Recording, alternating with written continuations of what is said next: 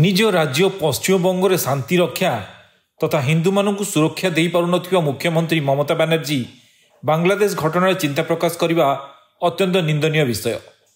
पश्चिमबंगर मुख्यमंत्री बांग्लादेशी रोहिंग्या मानू निजर भोट बैंक भाव आनी पश्चिमबंग सुरक्षा देउथिबार अनेक थर नजर में आसी। एठारे प्रश्न उठुची बांग्लादेशी रोहिंग्या माने भारत में जो अशांत सृष्टि करुँच दायी किए, यार कौन सी समाधान पे केबे मध्य से चिंता करना कहीं।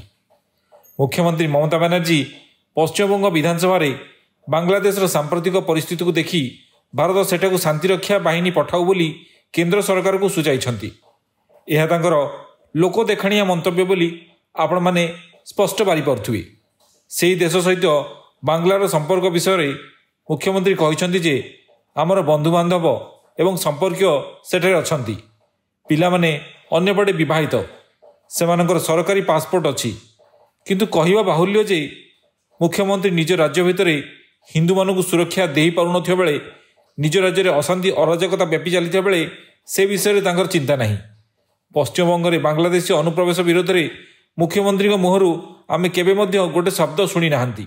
निकट अतीत में आरजीकर मेडिकल कॉलेज रे जो घृण्य घटना घटीगला से विषय में ध्यान मध्य नहीं।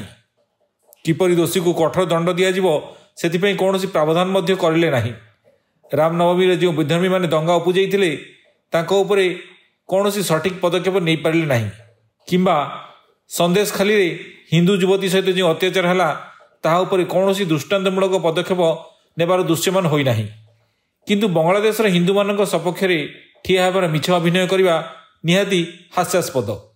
एथिमध्य इस्कन सन्यासी चिन्मय प्रभु गिरफ होगा पर बांग्लादेश अशांत हो पड़ी।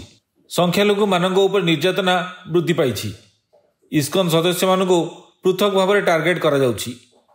एहा उपरे मध्य ममतांकर कौन मंतव्य नहीं।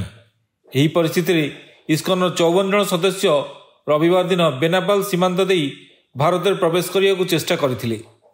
बांग्लादेश इमिग्रेशन पुलिस तांको अटक रखिछि।